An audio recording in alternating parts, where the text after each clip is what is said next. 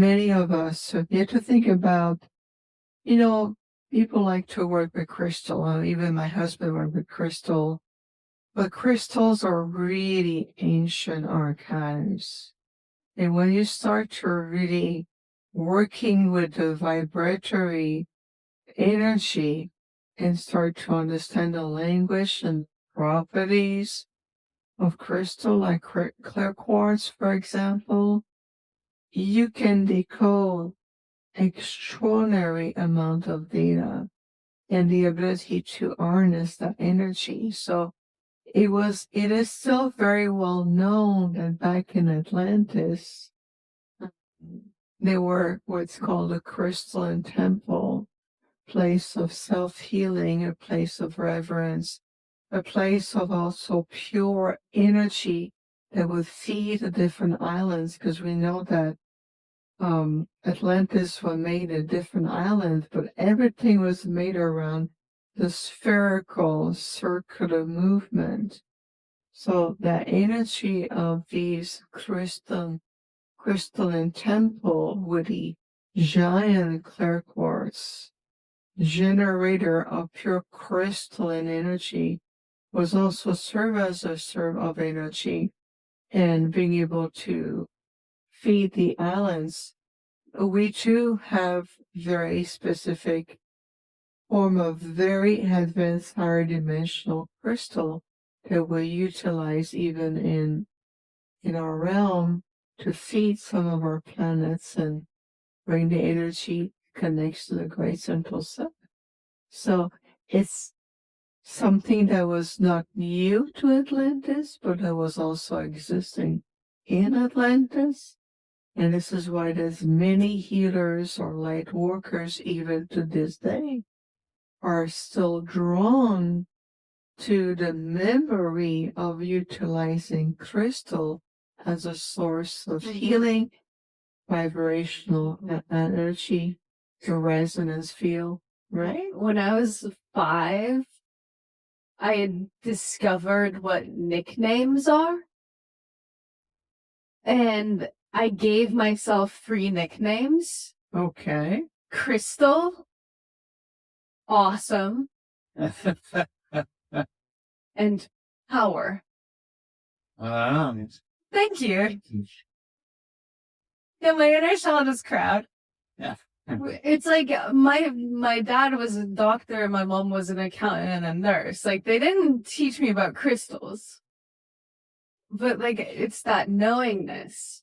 See, even at the age of 5 years, I love that because you feel the purity and the innocence when you share that. But because you are harvesting that already from there.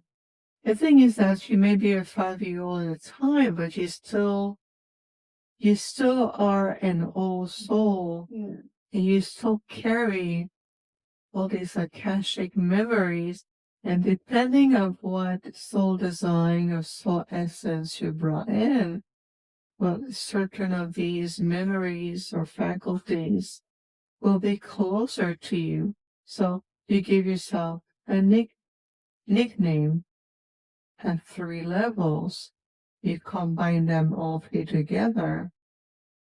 That's your crystal. Yeah. Right? Yeah. So the way that I'm imagining Atlantis with what you're saying is like concentric circles where like the most kind of core power is at the center. And so when I imagine the civilization, it's like there's these really, really high level crystal temples or one temple in that center where there were these priestesses. Is this like, I'm like literally just talking out my butt right now. Can you say something about this? It's like, I'm like, you remember, please.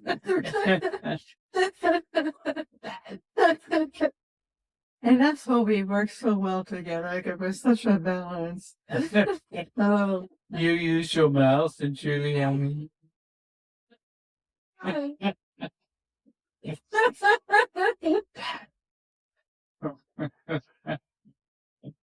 It's been far too long. Well, I will speak from memory. So I have a huge fondness of Atlantis, a very huge fondness. Lemuria too, Atlantis especially, but not as an Atlantean, as a higher dimensional being. So you have to think about it, even in Lemuria that was still existing. But in Atlantis, you have the major, huge crystal temple, but it was also many portals that were connecting to the planet and off planet. Okay? So these portals, this is how many beings will come. Different council will come to commune, connect with the Atlantean, work with the high priest and the high priestesses. Feel those words, high priests, high priestesses, because I'm going to speak to many of us. Many.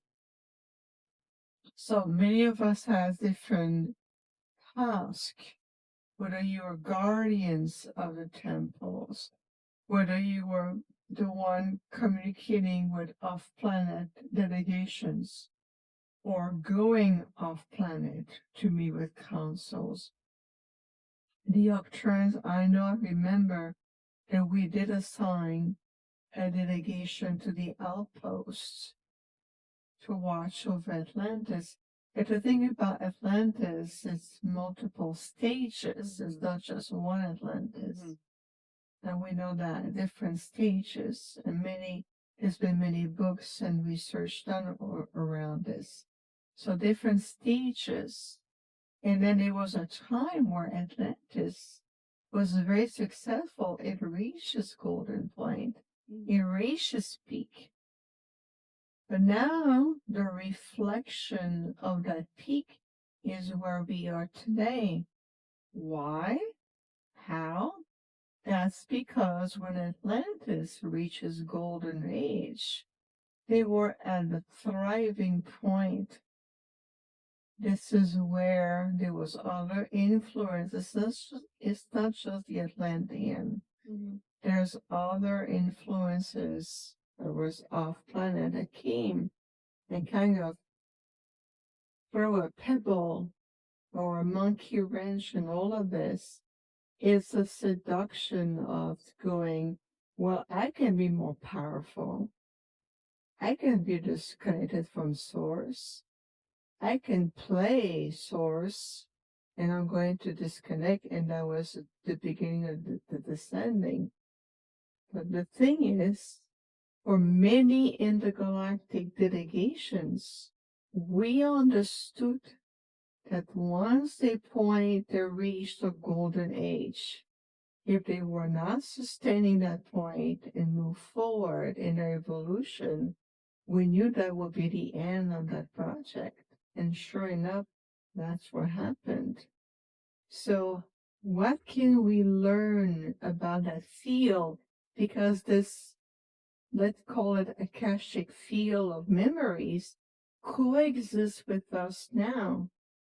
So we can learn from the mistake, we can learn from what happened, extrapolate the wisdom, and that's what we're going to do, to be able to uplift ourselves beyond the same patterns that they went through.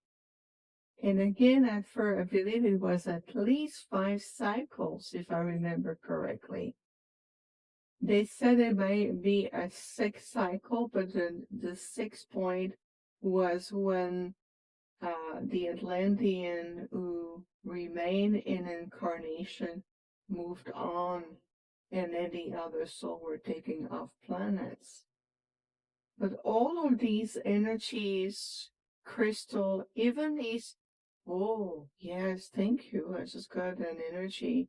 We can even call upon these etheric crystal and bring the energy, the pristine, pure energy of these powerful crystalline healing temple and to bring it back today in our golden age. It is time to reascend. Yeah. We have learned from duality. We have learned from different rhythmic pattern. It is time to come back to our cosmic presence. Won't you agree? Thank you.